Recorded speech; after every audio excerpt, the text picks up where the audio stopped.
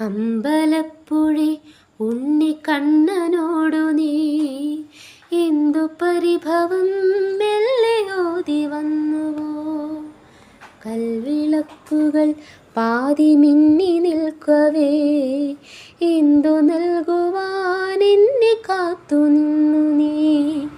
ത്രിപ്രസാദവും മൗന ചുംബനങ്ങളും പങ്കുവയ്ക്കുവാനോടി വന്നതാണു ഞാൻ. രാഗചന്ദനം നിന്റെ നെറ്റിയിൽ തൊടാൻ ഗോപകന്യയായോടി വന്നതാണു ഞാൻ. അമ്പലപ്പുഴി ഉണ്ണിക്കണ്ണനോടു നീ എന്തു പരിഭവം മെല്ലെയോതി വന്നുവോ? അഗ്നി